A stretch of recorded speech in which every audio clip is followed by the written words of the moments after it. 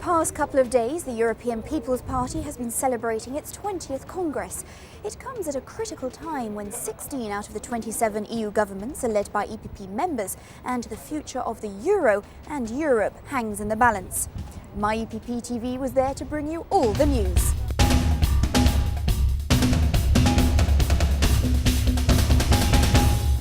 The fact that we have this EPP Congress a few hours before the European Summit is excellent, because both Nicolas Sarkozy and Angela Merkel have been able to lay the foundations for the Council meeting in the presence of the other heads of state and government, and that is very important. What we actually noticed was that there was a very strong sense of urgency, and that's basically what you heard from all the speeches given by prime ministers and presidents here. I think that's important because at the moment young people are having a very tough time with more than 20% of unemployment, and you can see that if you want to have a European Union also, not only for this generation but also for the next generation, then we need to act now, we need to act today.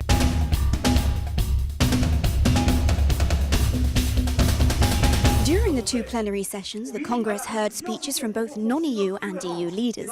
The Congress highlighted their solidarity and commitment to save the euro, which inevitably impacts on the rest of the world. We have to restructure Europe. We have to rethink Europe. The EPP leaders also held their regular summit here in Marseille. They reached a common position to back the Sarkozy-Merkel proposals, which would see more economic governance in the European Union and tighter budgetary discipline in the Eurozone. Through the documents that have been approved in this Congress and the resolution that has been approved in the summit by all the prime ministers of the family in the European Union, what we're trying to build is now the basis of a new Europe. This is not an interventionist policy, it's just to have the real picture.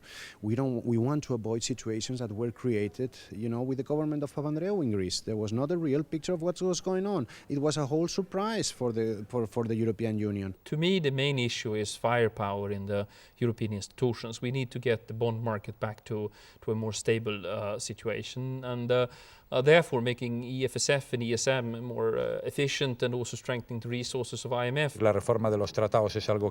Treaty reforms are something that have to be studied legally, but I agree with the core of the matter, because I would like more and more Europe, for Europe to be able to compete successfully in the world, and for Europe to be a good example to the rest of the world, taking into account our history, civilization, culture, and the many other things that make us European.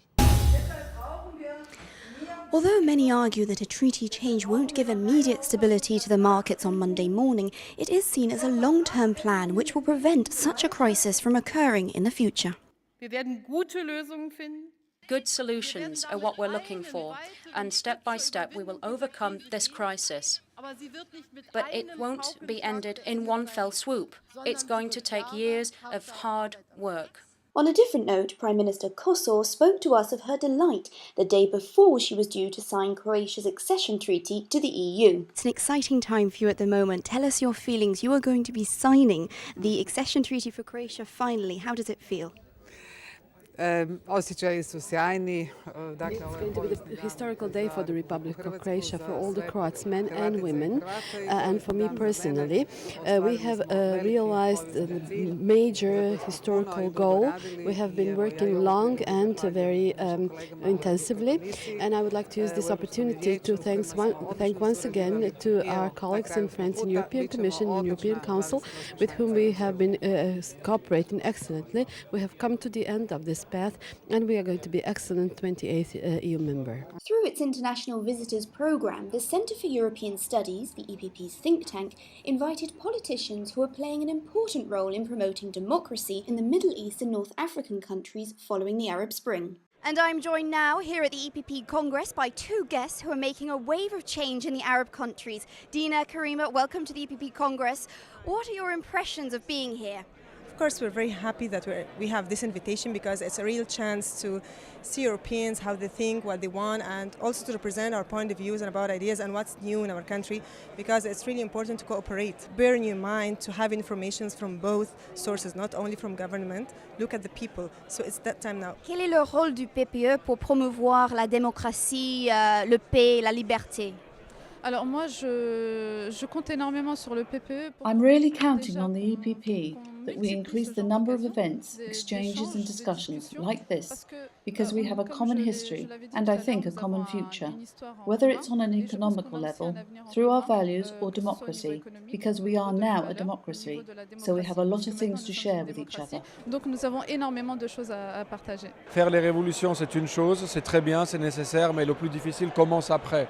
A revolution is one thing, it's very good, it's necessary, but the real challenges begin afterwards, how to build real political systems. We have received several delegations from Tunisia, from Egypt, who wanted to see how we dealt with the reforms in Georgia, and we are delighted to share our know-how in this field. Also attending the Congress was Yulia Tymoshenko, the daughter of Ukraine's former Prime Minister Yulia, who is currently being held in prison illegally and in breach of human rights, say her supporters.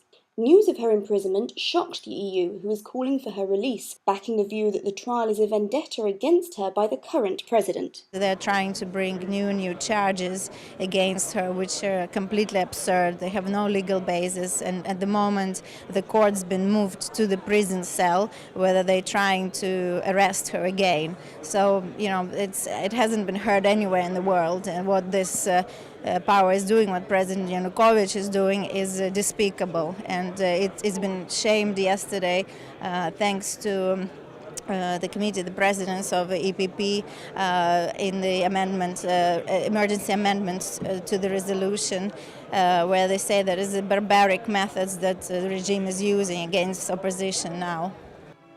As the Congress drew to a close, we spoke to the man at the heart of the action, EPP President Wilfried Martens. So, President, here we are, the end of the Congress. Tell us your reactions. Were you happy with today's Congress and yesterday? So we had a very important document on the long term, prepared during months and months. It was approved by unanimity, and it is a very important step we made in this financial and economic crisis. The second important element is the engagement of our heads of state and government, not only in organizing an EPP summit here at a crucial moment. I do not know what will happen now, but we have still consultation and consultation between our heads of state and government, and they are still the driving force in the European decision-making. President, thank you very much. That marks the end of the EPP's 20th Congress here in Marseille. Thank you very much for joining us, and we look forward to seeing you again very soon.